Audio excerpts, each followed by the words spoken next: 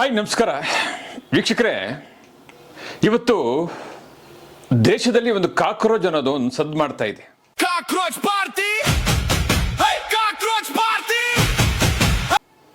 ಇವತ್ತು ಇಡೀ ಭವ್ಯ ಭಾರತ ದೇಶದಲ್ಲಿ ಎಲ್ಲೋ ಒಂದು ಕಡೆ ಪ್ರತಿಯೊಬ್ಬರಿಗೂ ಕೂಡ ಹಿರಿಯರಿಗಾಗಿರ್ಬೋದು, ಯುವಕರಿಗಾಗಿರ್ಬೋದು, ಪ್ರತಿಯೊಬ್ಬರು ಮೊಬೈಲಲ್ಲಿ ಕೂಡ ವಾಟ್ಸಾಪು, ಫೇಸ್ಬುಕ್, ಇನ್ಸ್ಟಾಗ್ರಾಮ್, ಯೂಟ್ಯೂಬಲ್ಲಿ ಕಾಕ್ರೋಚ್ ಕಾಕ್ರೋಚ್ ಕಾಕ್ರೋಚ್. ನಾಡಿನ ಯುವಕರನ್ನ ಬಕ್ರ ಮಾಡೋಕೆ ಏನಿದು ಕಾಕ್ರೋಚು? ಸುಮಾರು ಜನರು ಕೂಡ ಇವತ್ತು ಇದು ಪ್ರಶ್ನೆ ಮಾಡ್ತಾ ಇದ್ದಾರೆ. ನೋಡಿ, ಎಲ್ಲೋ ಒಂದು ಕಡೆ ದಾರಿ ತಪ್ಪಿಸೋದಕ್ಕೆ ಏನಾದರೂ ಒಂದು ಬೇಕೇ ಬೇಕು. ಇವತ್ತು ಕಾಕ್ರೋಚ್ ಪಕ್ಷ ಯಾವುದು? ಇದು ಕಾಕ್ರೋಚ್ ಪಕ್ಷ. ಕೆಲವರಿಗೆ ಆಲ್ರೆಡಿ ಕಾಕ್ರೋಚ್ ಪಕ್ಷ ಅಂದ್ರೆ ಏನು, ಇದು ಒರಿಜಿನಲ್ಲ ಫೇಕ ಅನ್ನೋದು ಗೊತ್ತಾಗಿದೆ. ಕೆಲವ್ರಿಗೆ ಗೊತ್ತಾಗಿಲ್ಲ ಯಾವುದಿದು ಕಾಕ್ರೋಚ್ ಪಕ್ಷ, ಯಾವುದೋ ಒಂದು ಕ್ರಿಯೇಟ್ ಆಗಿದೆ, ಎಲ್ಲೋ ಒಂದು ಕಡೆ ಒಳ್ಳೇದಾಗ್ಬೋದೇನೋ ಅಂತ ಕೆಲವರು ಬಿಡ್ರಿ, ಸೋಷಿಯಲ್ ಮೀಡಿಯಾ ಇದು ಗ್ರಾಫಿಕ್ಸು ಎಲ್ಲಿ ಸುಮಾರು ಜನರು ಕೂಡ ಇವತ್ತು ನಾನಾ ರೀತಿಯಲ್ಲಿ ಮಾಡ್ತಾ ಇದ್ದಾರೆ, ಇದೇನೋ ಒಂದು ಫೇಕ್ ಇರ್ಬೋದು ಅಂತ ಕೆಲವರು. ಆದರೆ ಇದು ಒರಿಜಿನಲ್ಲ, ನಿಜಾನ, ಫೇಕಾ, ರಿಯಲ್ಲ? ಇಷ್ಟಕ್ಕೂ ಕಾಕ್ರೋಚ್ ಪಕ್ಷ ಇದು ಪಕ್ಷ ಕಟ್ಟಿದಾರ ಅಥವಾ ಇದು ಕ್ರಿಯೇಟ್ ಮಾಡಿರೋದಾ, ಅಥವಾ ಯಾರಾದರೂ ದಾರಿ ತಪ್ಪಿಸೋದಕ್ಕೆ ಕೆಲಸ ಮಾಡಿರೋದಾ, ಅಥವಾ ಯಾರಾದರೂ ಚೆನ್ನಾಗಿ ಹೋಗ್ತಾ ಇದ್ರೆ ಅವ್ರನ್ನೇನಾದರೂ ಕಿಂಡಲ್ ಮಾಡೋದಕ್ಕೆ ಏನಾದರೂ ಮಾಡ್ತಾ ಇದ್ದಾರಾ, ಅಥವಾ ದೇಶ ಅಭಿವೃದ್ಧಿ ಆಗ್ತಾ ಇದೆ ಎಲ್ಲೋ ಒಂದು ಕಡೆ ಅದನ್ನೇನಾದರೂ ದಾರಿ ತಪ್ಪಿಸೋದಕ್ಕೆ ಏನಾದರೂ ಮಾಡಿದಾರಾ, ಅಥವಾ ಧರ್ಮ ಕಾಪಾಡ್ತಾ ಇರ್ತಕ್ಕಂಥ ಸುಮಾರು ಜನರನ್ನ ಬಿಹೇವ್ ಮಾಡೋದಕ್ಕೆ ಅಥವಾ ಫೇಕ್ ನ್ಯೂಸ್ ಮಾಡೋದಕ್ಕೆ ಏನಾದ್ರು ಮಾಡಿದಾರಾ, ಅಥವಾ ಫೇಕ್ ಕ್ರಿಯೇಟ್ ಆಗಿ ಮಾಡಿದಾರಾ ಅನ್ನೋದು ಸುಮಾರು ಜನರ ಪ್ರಶ್ನೆ. ನಾಡಿನ ಯುವಕರನ್ನ ಬಕ್ರ ಮಾಡೋಕೆ, ದೇಶದ ವಿರುದ್ಧ ಎತ್ತಿ ಕಟ್ಟೋಕೆ. ಇಷ್ಟಕ್ಕೂ ಕಾಕ್ರೋಚ್ ಪಕ್ಷ ಯಾವುದು? ಜನತಾ ಪಕ್ಷ, ಭಾರತೀಯ ಜನತಾ ಪಕ್ಷವನ್ನೇ ಮೀರಿಸ್ಬಿಡ್ತು ಕಾಕ್ರೋಚ್ ಪಕ್ಷ. ಕಾಂಗ್ರೆಸ್ ಪಕ್ಷವನ್ನೇ ಮೀರಿಸ್ಬಿಡ್ತು. ಸುಮಾರು ಮಿಲಿಯನ್, 2 ಕೋಟಿ ಮಿಲಿಯನ್ ಇವತ್ತು ಕಾಕ್ರೋಚ್ ಪಕ್ಷ ಮಾಡಿದೆ.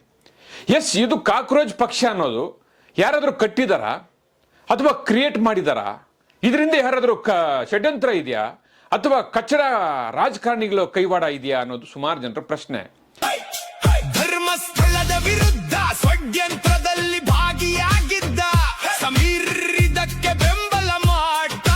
ಇದು ಕಾಕ್ರೋಚ್ ಜನತಾ ಪಾರ್ಟಿನ ಅಜೆಂಡಾ. ಕಾಕ್ರೋಚ್ ಪಕ್ಷ ಇದು ಸುಮಾರು ಜನರಿಗೆ ಒಂದು ಮಾದರಿ ಆಗ್ತದೆ, ಯುವಕರಿಗೆ ಒಂದು ಒಳ್ಳೇದಾಗ್ತದೆ ಅಂತೇಳಿ ಯಾವನೋ ಒಬ್ಬ ಫೇಕ್ ಅಕೌಂಟನ್ನು ಕ್ರಿಯೇಟ್ ಮಾಡಿರ್ತಕ್ಕಂಥದ್ದು. ಅವನು ನಮ್ಮ ದೇಶದವನು ಅಲ್ವೇ ಅಲ್ಲ, ಈ ಭವ್ಯ ಭಾರತ ದೇಶದಲ್ಲಿ ಹುಟ್ಟಿದವನು ಅಲ್ಲ. ಆದರೆ ಇದು ಮಾಡಿರೋದು ಬೇರೆಯವನು, ಬೇರೆ ದೇಶದಲ್ಲಿರ್ತಕ್ಕಂಥವನು ಇದನ್ನು ಪೇಜ್ ಮಾಡಿದ್ದಾನೆ. ಇಷ್ಟಕ್ಕೂ ಈ ಪೇಜ್ ಕ್ರಿಯೇಟ್ ಮಾಡಿರೋದವನು ಯಾರು?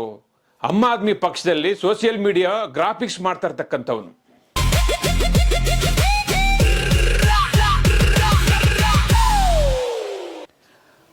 ಏನು ದೆಹಲಿಯಲ್ಲಿ ಆಮ್ ಆದ್ಮಿ ಪಕ್ಷ ಸೋಲ್ತಲ್ಲ, ಆ ಪಕ್ಷದಲ್ಲಿ ಗ್ರಾಫಿಕ್ಸು, ಎಡಿಟರು, ಸೋಷಿಯಲ್ ಮೀಡಿಯಾದಲ್ಲಿ ಯಥೇಚ್ಛವಾಗಿ ಜನರನ್ನ ಆಕರ್ಷಿಸ್ತಕ್ಕಂಥ ವಿಡಿಯೋಗಳನ್ನು ಮಾಡ್ತಿರ್ತಕ್ಕಂಥವನು ಈ ಕಾಕ್ರೋಚ್ ಜನತಾ ಪಕ್ಷವನ್ನ ವಿಡಿಯೋವನ್ನ ಬಿಡುಗಡೆ ಮಾಡಿದ್ದಾನೆ. ಅವನೆಲ್ಲಿರೋದು? ಬೇರೆ ದೇಶದಲ್ಲಿ. ಆ ಹೆಸರು ನನಗೆ ಬೇಡ, ನಮ್ಮ ದೇಶದಲ್ಲಿ ಅವನು ಅಲ್ಲಿ ಇಲ್ವೇ ಇಲ್ಲ. ಆಮ್ ಆದ್ಮಿ ಪಕ್ಷಕ್ಕೆ ಬೇರೆ ದೇಶದವನು ಸೋಷಿಯಲ್ ಮೀಡಿಯಾ ವಿಡಿಯೋ ಸುಮಾರು ಎಡಿಟರ್ ಮಾಡ್ಕೊಂಡಿದ್ದವನು ಇವತ್ತು ಭಾರತ ದೇಶದಲ್ಲಿ ಈ ಒಂದು ವಿಡಿಯೋ ಬಿಟ್ಟಿದ್ದಾನೆ ಅಂದ್ರೆ ಇದರಿಂದ ಯಾರಿರ್ಬೋದು? ಸುಮಾರು ಜನರು ಇವತ್ತು ಸೋಷಿಯಲ್ ಮೀಡಿಯಾದಲ್ಲಿ ನಾವು ನೋಡ್ತಾ ಇದ್ದೀವಿ. ಕಾಕ್ರೋಚ್ ಪಕ್ಷ ಅನ್ನೋದು ಇದೊಂದು ಫೇಕ್ ನ್ಯೂಸ್, ಇದು ಫೇಕ್ ಕ್ರಿಯೇಟಿವ್ ಪಕ್ಷ ಅಲ್ಲ. ಆಮ್ ಆದ್ಮಿ ಜೊತೆಯಲ್ಲಿದ್ದವನು, ಆಮ್ ಆದ್ಮಿ ಪಾರ್ಟಿಗೆ ಸೋಷಿಯಲ್ ಮೀಡಿಯಾ ಮಾಡ್ತಕ್ಕಂಥವನು ವಿದೇಶದವನು ಇವತ್ತು ಇದನ್ನ ಕ್ರಿಯೇಟ್ ಮಾಡಿದ್ದಾನೆ. ಇಷ್ಟಕ್ಕೂ ಇದನ್ನು ಕ್ರಿಯೇಟ್ ಮಾಡಿರೋದು ಏಕೆ? ಈ ದೇಶವನ್ನ ಹೊಡೆಯೋಕೆ, ಈ ಧರ್ಮವನ್ನ ಹೊಡೆಯೋಕೆ. ಈ ದೇಶದಲ್ಲಿ ಯಾರೋ ಒಬ್ಬ ವ್ಯಕ್ತಿ, ಸಾಧಾರಣ ವ್ಯಕ್ತಿ ದೇಶವನ್ನು ಆರಾಮಾಗಿ ನಡೆಸ್ಕೊಂಡು ಹೋಗ್ತಾ ಇದ್ದಾನೆ, ಅದನ್ನ ದಾರಿ ತಪ್ಪಿಸೋದಕ್ಕೆ ಈ ಒಂದು ಪೇಜ್ ಅನ್ನ ಕ್ರಿಯೇಟ್ ಮಾಡಿರ್ತಕ್ಕಂಥದ್ದು. ಬೇಕಾದ್ರೆ ನೀವು ಸೋಷಿಯಲ್ ಮೀಡಿಯಾದಲ್ಲಿ ನೋಡಿ, ಇನ್ಸ್ಟಾಗ್ರಾಮ್ ಅಲ್ಲಿ ನೋಡಿ, ತೆಗೀರಿ ಆನ್ಲೈನ್ ಅಲ್ಲಿ. ಯಾರು ಕಾಕ್ರೋಚ್ ಪಕ್ಷ ಯಾರು? ಅದು ಪಕ್ಷನಾ? ಅದು ಕ್ರಿಯೇಟ್ ಮಾಡಿರ್ತಕ್ಕಂಥ ವಿಡಿಯೋನಾ ಅಥವಾ ಎಡಿಟರ್ ಮಾಡಿರ್ತಕ್ಕಂಥ ವಿಡಿಯೋನಾ? ಸುಮಾರು ಜನರು ಇವತ್ತು ಅದ್ರ ಬಗ್ಗೆ ಮಾತಾಡ್ತಾ ಇದ್ದಾರೆ. ಕೆಲಸ ಮಾಡುತ್ತಿದ್ದವನೇ ಈ ಆನ್ಲೈನ್ ಪಕ್ಷ ಆರಂಭಿಸಿದ್ದಾನೆ. ವೀಕ್ಷಕರು, ನಾನು ಹೇಳೋದಷ್ಟೇ, ಇವತ್ತು ಕಾಕ್ರೋಚ್ ಪಕ್ಷ ಅನ್ನೋದು ಇದೊಂದು ಪಕ್ಷ ಅಲ್ಲ, ಇದು ಕ್ರಿಯೇಟ್ ಮಾಡಿರ್ತಕ್ಕಂಥದ್ದು. ಇವತ್ತು ದೇಶವನ್ನ ದಾರಿ ತಪ್ಪಿಸೋದಕ್ಕೆ ಇವತ್ತು ಮಾನ್ಯ ನಮ್ಮ ಏನು ದೇಶದ ಪ್ರಧಾನಮಂತ್ರಿಗಳು ಈ ದೇಶವನ್ನ ಅಚ್ಚುಕಟ್ಟಾಗಿ ಸಾಗಿಸ್ತಾ ಇದಾರಲ್ಲ, ಎಲ್ಲೋ ಒಂದು ಕಡೆ ಮುಂದೆ ಇನ್ನೂ 20 ವರ್ಷ 30 ವರ್ಷ ಇವರೇ ಇರ್ತಾರೇನೋ ಅದಕ್ಕೆ ಇವ್ರನ್ನೇನಾದ್ರೂ ಒಂದು ದಾರಿ ತಪ್ಪಿಸ್ಬೇಕು, ಅಥವಾ ಭಾರತೀಯ ಜನತಾ ಪಕ್ಷವನ್ನ ದಾರಿ ತಪ್ಪಿಸ್ಬೇಕು, ಈ ದೇಶವನ್ನ ಎಲ್ಲೋ ಒಂದ್ ಕಡೆ ನಾವು ಕಿಂಡಲ್ ಆಗಿ ನೋಡ್ಬೇಕು, ಈ ದೇಶಕ್ಕೆ ಧಕ್ಕೆ ತರಬೇಕು. ಈ ದೇಶದಲ್ಲಿ ಇರ್ತಕ್ಕಂಥ ಕೆಲವು ಪ್ರಮುಖ ನಾಯಕರು, ಈ ದೇಶ ಧರ್ಮವನ್ನ ಕಾಪಾಡ್ತಕ್ಕಂಥ ಕೆಲವರು ನಾಯಕರು ಇದ್ದಾರೆ ನಮ್ಮ ದೇಶದಲ್ಲಿ, ಅಂತವ್ರಿಗೆ ಏನಾದ್ರು ಇದು ಫೇಕ್ ಕ್ರಿಯೇಟ್ ಮಾಡಿರ್ತಕ್ಕಂಥದ್ದು ಅನ್ನೋದನ್ನು ಕೂಡ ನಾವೆಲ್ಲ ಕೂಡ ಯೋಚನೆ ಮಾಡಬೇಕಾಗ್ತದೆ. ಪ್ರೀತಿಯಲ್ಲೇ ಮನಸ್ಸಿನ ಮನೆಯೊಳಗೆ ನುಗ್ಗಿ ನಿಮ್ಮ ಮನಸ್ಸನ್ನ ವಿಷ ಮಾಡ್ತಾರೆ. ಇದು ನಮ್ಮ ದೇಶದವರು ಬೇರೆ ದೇಶದವ್ರಿಗೆ ಸಪೋರ್ಟ್ ಮಾಡಿ ಅವನು ಕ್ರಿಯೇಟ್ ಮಾಡಿರ್ತಕ್ಕಂಥದ್ದು. ಇವತ್ತು ನೀವೆಲ್ಲ ನೋಡಿರ್ತೀರ, 70 ವರ್ಷಗಳ ಕಾಲ ಈ ಕಾಂಗ್ರೆಸ್ ದೇಶವನ್ನು ಆಳ್ವಿಕೆ ಮಾಡಿತು. ಅದಾದ ನಂತರ ಇವತ್ತು 14 ವರ್ಷಗಳಿಂದ ಕೂಡ ಇವತ್ತು ಅದು ಟಿಕಾನ ಹಾಕಿ ಕುತ್ಕೊಂಡಿದೆ. 14 ವರ್ಷಗಳಿಂದ ಈ ದೇಶದಲ್ಲಿ ಕಾಂಗ್ರೆಸ್ ಪಕ್ಷ ಇಲ್ಲ. ಆದರೆ ಕಾಂಗ್ರೆಸ್ ಪಕ್ಷ ಬರಬೇಕಾದ್ರೆ ಏನು ಮಾಡಬೇಕು? ಏನೋ ಒಂದು ಕ್ರಿಯೇಟ್ ಮಾಡಬೇಕು, ಜನರನ್ನ ದಾರಿ ತಪ್ಪಿಸ್ಬೇಕು, ಯುವಕರನ್ನ ದಾರಿ ತಪ್ಪಿಸ್ಬೇಕು, ಯುವತಿಯರನ್ನ ದಾರಿ ತಪ್ಪಿಸ್ಬೇಕು, ಒಳ್ಳೆಯವ್ರನ್ನ ದಾರಿ ತಪ್ಪಿಸ್ಬೇಕು, ಕೆಟ್ಟವ್ರನ್ನ ಕೂಡ ಈ ರೀತಿ ಎಳಿಬೇಕು ಅನ್ನೋದನ್ನ ಇದೊಂದು ಫೇಕ್ ಕ್ರಿಯೇಟಿವ್ ಮಾಡ್ತಕ್ಕಂಥದ್ದು ಹಲವಾರು ನಡೀತಾ ಇದೆ. ರಾಷ್ಟ್ರದ್ರೋಹದ ಕೆಲಸ ಮಾಡಿಸಲು ನಿಮ್ಮನ್ನ ಮರಳು ಮಾಡ್ತಾರೆ. ಕಾಂಗ್ರೆಸ್ ಪಕ್ಷ ಈ ದೇಶದಲ್ಲಿ 14 ವರ್ಷಗಳಿಂದ ಬರಲಿಲ್ಲ. ಆದರೆ ಮುಂದೆ ಬರಬೇಕಾದ್ರೆ ಏನು ಮಾಡಬೇಕು? ಬೇರೆ ದೇಶದವ್ರನ್ನ ಕ್ರಿಯೇಟ್ ಮಾಡಿಕೊಂಡು ಬೇರೆ ಜೊತೆ ಕೈ ಜೋಡಿಸಿ ಏನೋ ಒಂದು ಫೇಕ್ ಕ್ರಿಯೇಟ್ ಮಾಡಬೇಕು, ಅಥವಾ ಇನ್ನೊಂದು ಮತ್ತೊಂದು ಮಾಡಬೇಕಲ್ವಾ? ಈಗ ಒಬ್ಬ ನಾಯಕ ಈ ದೇಶದಲ್ಲಿ 15 ವರ್ಷಗಳಿಂದ ಹೋಗ್ತಾ ಇದ್ದಾನೆ ಅಂದ್ರೆ ಅವನ್ನ ತಳ್ಳಬೇಕಾದ್ರೆ ಏನೋ ಒಂದು ಕ್ರಿಯೇಟ್ ಮಾಡಬೇಕು.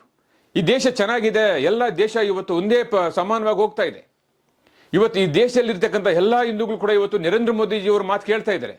ಯಾಕಪ್ಪ ಅಂದ್ರೆ ಈ ದೇಶದಲ್ಲಿ ಹುಟ್ಟಿರೋ ನರೇಂದ್ರ ಮೋದಿಜಿ ಈ ದೇಶಕ್ಕೆ ಏನ್ ಬೇಕು ಅದನ್ನ ಮಾಡ್ತಾ ಇದ್ದಾರೆ. ಅದನ್ನ ಬೇರೆಯವರು ಸಹಿಸಕ್ಕಾಗ್ತಾ ಇಲ್ಲ. ಪ್ರಕಾಶ್ ರಾಜ್ ಅನ್ನೋಂಥವನು, ಅವನು ಒಬ್ಬ ಕಾಕ್ರೋಚ್. ಪ್ರಕಾಶ್ ರಾಜ್ ಅನ್ನೋನು ಅವನು ದೊಡ್ಡ ಕಾಕ್ರೋಚ್. ಅವನ ಜೊತೆ ಆಮ್ ಆದ್ಮಿ ಪಕ್ಷದಲ್ಲಿ ಇರ್ತಕ್ಕಂಥವ್ರು ಅಥವಾ ರಾಹುಲ್ ಗಾಂಧಿ ಅಂತವ್ರು, ಈ ರೀತಿ ಸುಮಾರು ಜನರು. ಮೊನ್ನೆ ಪಶ್ಚಿಮ ಬಂಗಾಳದಲ್ಲಿ ಬಿಜೆಪಿ ಅಲ್ಲಿ ಒಂದು ಜೆಂಡಾ ಎತ್ತಿತು. ಅಲ್ಲಿ ದಂಧೆಕೋರನ ನಕ್ಸಲೇಟರ್ನ ಟೆರರಿಸ್ಟ್ನ ಅಲ್ಲಿ ಲೂಟಿ ಮಾಡ್ತಾ ಇರತಕ್ಕಂಥ ಒಂದು ಪಕ್ಷವನ್ನೇ ಸರ್ವನಾಶ ಮಾಡಿಬಿಟ್ರಲ್ಲ. ಸೊ ಎಲ್ಲೋ ಒಂದ್ ಕಡೆ ಅವ್ರಿಗೂ ಕೂಡ ಇವತ್ತು ಹೊಟ್ಟೆ ಕಿಚ್ಚು. ಈ ದೇಶವನ್ನ ಏನೋ ಒಂದು ಮಾಡಬೇಕು, ನರೇಂದ್ರ ಮೋದಿಜಿಯವನ್ನ ಏನೋ ಒಂದು ಮಾಡಬೇಕು. ನರೇಂದ್ರ ಮೋದಿಜಿಯವರಿಗೆ ಮತ ಹಾಕಿರ್ತಕ್ಕಂಥವ್ರು, ನರೇಂದ್ರ ಮೋದಿಜಿಯವರನ್ನ ಬೆಂಬಲಿಸ್ತಕ್ಕಂಥವ್ರನ್ನ ದಾರಿ ತಪ್ಪಿಸೋದಕ್ಕೆ ಇವತ್ತು ಈ ಫೇಕ್ ಕ್ರಿಯೇಟ್ ಆಗಿರ್ತಕ್ಕಂಥದ್ದು. ಇವರಿಗೆ ದೇಶ ಒಡೆಯಲು ಬರುತ್ತಿದೆ ವಿದೇಶದ ದುಡ್ಡು ಭರ್ಜರಿ ದುಡ್ಡು. ಇವತ್ತು ದೇಶ ಸುಭದ್ರವಾಗಿದೆ, ಚೆನ್ನಾಗಿದೆ, ಒಂದು ದಾರಿಯಲ್ಲಿ ಹೋಗ್ತಾ ಇದೆ. ಇದನ್ನ ನೋಡೋಕ್ಕೆ ಕೆಲವರು ಆಗ್ತಾ ಇಲ್ಲ, ಹೊಟ್ಟೆ ಹೊರದು ಸಾಯ್ತಾ ಇದ್ದಾರೆ. ಎಲ್ಲಾದ್ರೂ ಹೋಗ್ಲಿ, ಈ ದೇಶವನ್ನ, ಈ ಧರ್ಮವನ್ನ ರಕ್ಷಣೆ ಮಾಡಬೇಕಾದ್ರೆ ಈ ದೇಶದಲ್ಲಿ ಇರ್ತಕ್ಕಂಥ ಯುವಕರಿಂದನೇ ಸಾಧ್ಯ. ಫೇಕ್ ಅಕೌಂಟ್ಗಳು, ಫೇಕ್ ಕ್ರಿಯೇಟಿವ್ಗಳು, ಫೇಕ್ ವಿಡಿಯೋಗಳು, ಇಂಥ ಕಾಕ್ರೋಚ್ ಅಂತ ನೂರಾರು ಬಂದ್ರು ಕೂಡ ಈ ದೇಶವನ್ನ, ಈ ಧರ್ಮವನ್ನ, ನಮ್ಮ ಪ್ರಧಾನಿ ಮಂತ್ರಿಗಳನ್ನ ಏನು ಕದಲಿಸೋದಕ್ಕೆ ಕೂಡ ಆಗೋದಿಲ್ಲ. ಪ್ರೇಮಿ ಯುವ ಜನತೆ ಎದ್ದು ಹೊಡಿತಾರೆ ಇವರಿಗೆ ಸೆಡ್ಡು. ಇವರ ಆಟ ನಡೆಯೋಲ್ಲ, ಸುಳ್ಳಿನ ನಾಟಕ ಉಳಿಯೋಲ್ಲ. ಅಂದ್ರೆ ಇವರು ಸ್ವಾತಂತ್ರ್ಯ ಬರಕ್ ಮೊದಲೇ ನಮ್ಮ ದೇಶದಲ್ಲಿ ಸುಮಾರು ಕಷ್ಟಗಳನ್ನ ಕೊಟ್ಟಿರ್ತಕ್ಕಂಥ ಇತಿಹಾಸ ಇದೆ. ಅದಾದ ನಂತರ 70 ವರ್ಷಗಳು ಕಾಂಗ್ರೆಸ್ನವರು ಕೊಟ್ಟಿರ್ತಕ್ಕಂಥ ಇತಿಹಾಸ ಇದೆ. ಆದ್ರೆ ಇವತ್ತು 15 ವರ್ಷಗಳಿಂದ ನಮ್ಮ ದೇಶ ಒಂದು ಲೆವೆಲ್ ಆಗಿ, ಒಂದು ಅಚ್ಚುಕಟ್ಟಾಗಿ ಸಾಗ್ತಾ ಇದ್ದಾಗ ಆ ವ್ಯಕ್ತಿನ ಕಿಂಡಲ್ ಮಾಡಬೇಕು, ಆ ದೇಶವನ್ನ ದಾರಿ ತಪ್ಪಿಸಬೇಕಾದ್ರೆ ನಾನಾ ರೀತಿಯಲ್ಲಿ ಕಷ್ಟಗಳು, ಎಡವಾಟಗಳು, ಮೋಸಗಳು, ದಾರಿ ತಪ್ಪಿಸುವಂತ ದರಿದ್ರೆ ಚಟಗಳು ಬಂದೇ ಬರ್ತವೆ. ಅಣ್ಣ ತಮ್ಮ ಅಕ್ಕ ತಂಗಿಯರು ಜಾಗೃತರಾಗಿದ್ದಾರೆ.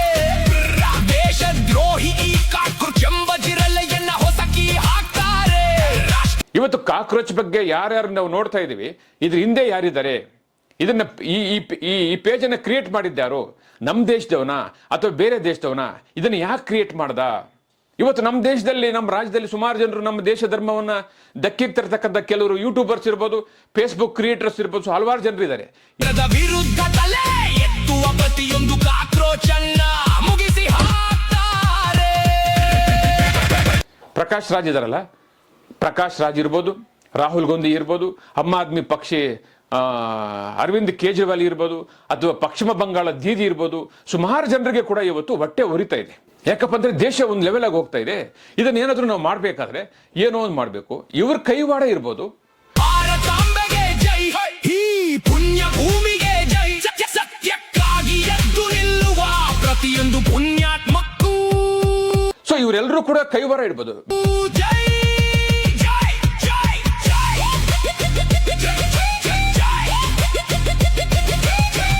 ವೀಕ್ಷಕರೇ, ಇಂತಹ ವಿಡಿಯೋಗಳು ನೋಡಬೇಕಾದ್ರೆ ಐಡಿಯಾ ನ್ಯೂಸ್ ಅನ್ನ ಸಬ್ಸ್ಕ್ರೈಬ್ ಮಾಡಿ, ಶೇರ್ ಮಾಡಿ, ಲೈಕ್ ಮಾಡಿ.